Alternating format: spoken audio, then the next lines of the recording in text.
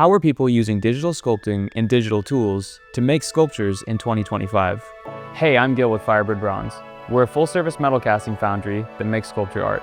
We work with a lot of incredible artists and brands, and in this video, we're going to focus on how using digital tools helped us to save a lot of time and money on two of our recent monuments. First, we'll take a look at our scanning, printing, and clay finishing process. The client wanted a Navy officer saluting, and in between a tight timeline and the desire to have it look like a clay sculpture that's cast in metal, it made the most sense to find a model, 3D scan them, digitally clean up that scan, print the 3D scan, and then sculpt on it. This process allows us to get the exact pose needed, scaled to the correct size, and with rough detail in a couple weeks instead of a couple months, which is how long it usually takes for an armature to be made, posed correctly, and with rough detail on it. From here, we work with clay sculptors to capture all the detail that is desired for the end product. The 3D print, being perfectly scaled and with such high levels of detail, again reduces the time it takes to sculpt the final detail from weeks to days.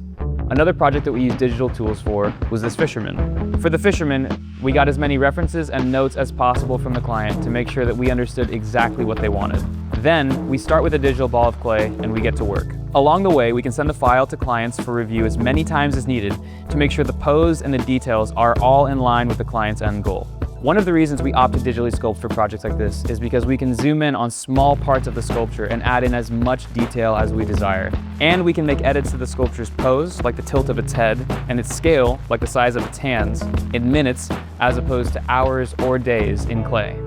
All of this allows for the highest level of detail, the highest level of collaboration with the client, and doing all this work in digital as opposed to physical armature cuts months and tens, if not hundreds of hours out of the sculpting process to achieve the same or oftentimes more detailed end result.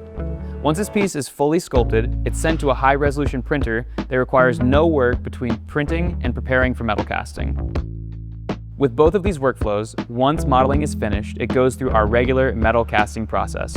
But because the foundation of this piece is a hollow 3D print and not a solid armature with clay on top of it, we won't have to spend any time creating a mold around the sculpt, which is an essential process in clay sculpting and takes months of time and thousands of dollars.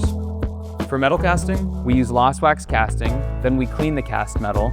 Once it's fully cleaned and prepped, from there it's all assembled and welded together, and once it's fully welded together, it gets polished and patinaed. And in the end, we get this.